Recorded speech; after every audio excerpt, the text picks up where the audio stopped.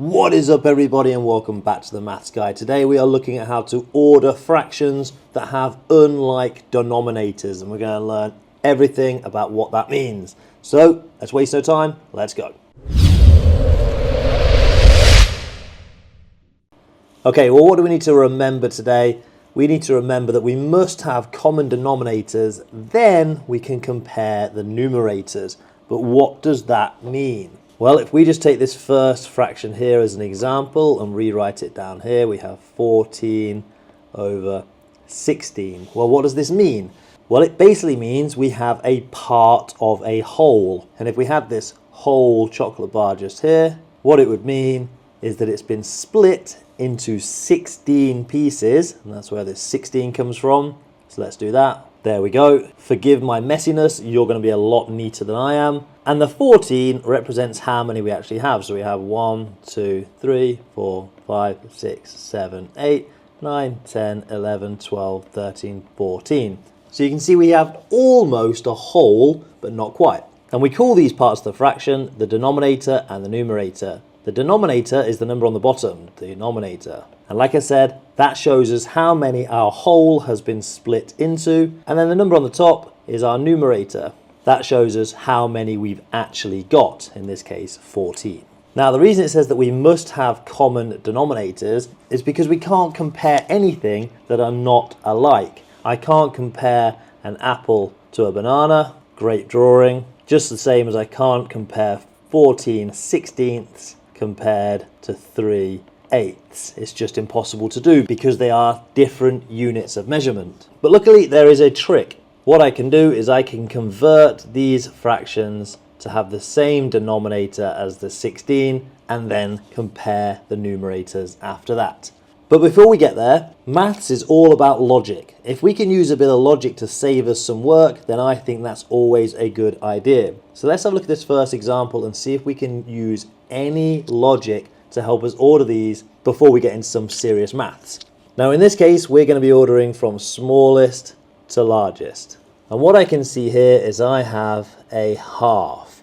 So if I actually put my half in the middle here and then look at my other two fractions, I can see I have 14 sixteenths. Well, 14 sixteenths has to be more than half because half of 16 would be 8 and 14 is much greater than 8. So 14 sixteenths is more than a half, so I'm going to put that on this side. And if I look at my 3 eighths here, well, what's half of 8? It should be 4. So 3 eighths is less than half, so I could put my 3 eighths on this side. So without actually having to do any serious maths, in this case, I have managed to order from smallest to largest these three fractions. But it's not always as easy as that, so we need another solution, because we might not have a half in our example and we might not easily be able to see whether it's more or less than half. So let's go back to our rule of finding common denominators. Well, what I'm trying to do is get each of these denominators to be the same. And the way I'm going to do that is I'm going to look at the denominator and I'm going to start going up in the times tables until I find some commonalities. So if I start with 8, 2 eighths are 16. Now I'm quite excited because I have a 16 here and a 16 here. So now let's see if I can get 16 in the 2 times table. So it'll be 2, 4, 6, 8, 10, 12, 14, and yep, there it is, 16. So I know that 16 can be a common denominator for all three of these fractions. So let's rewrite them over here. I have 14 sixteenths, but now I don't want my 3 eighths. I want something sixteenths. So what I have to do is I have to look at how I got from 8 to 16. And in this case, I had to multiply by 2.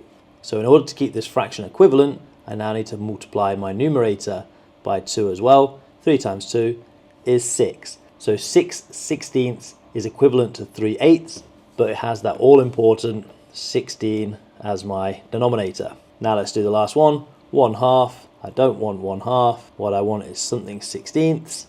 So how did I get from 2 to 16? I had to multiply by 8. So now I have to multiply my 1 times 8 as well. 1 times 8 is 8. So now what I can do is I can take my new three fractions, 14 sixteenths, 6 sixteenths, and 8 sixteenths, and I can begin to order them. Now remember, we're going from smallest to largest. So I'm looking for the smallest value here, Well, 6/16 would hold the smallest value. It's the least amount of the whole that I could have. So 6/16 would be my first one. But the original fraction was actually 3/8. So I can put 3/8. Now I've done that one. My next one is 8/16, which originally was 1/2. And finally, 14/16. Simple. So now let's look at this question 2, which looks a little harder. And the reason it's harder is because I can't easily see a common denominator. I'm going to start from my largest denominator, which is 12. Now 12 could be linked to the 4 and to the 2, because 4 times 3 would be 12, and 2 times 6 would be 12. But unfortunately, my 8 does not work, because 8/16 bypasses the 12. So logically, I'm going to stick with my largest number, and I'm going to actually now look for its next multiple, which will be 24. 2 times 12 is 24. Let's see if that works. We should already know that the 4 and the 2 will work, but does it work with the 8? Well, 8, 16, 24. Yes, it does. Great. So my new common denominator is going to be 24. So now let's rewrite them all underneath. 14/12 becomes something 24. How did I get from 12 to 24? I had to times 2. So now I have to times the 14 by 2 as well, and gets me 28. Okay, my next one, 3/4 would become something 24. How did I get from 4 to 24? Well, it's 4, 8, 12, 16, 20, 24. That would be times 6. So therefore, I need to times my 3 times 6 as well. 3 times 6 is 18. 1/2 or 1/2. How did I get from 2 to become 24? Well, 2 times 12 is 24. So I now need to do 1 times 12. So my fraction is 12/24. And last but not least, 6/8. How did I get from 8 to 24? Well, I had to times by 3.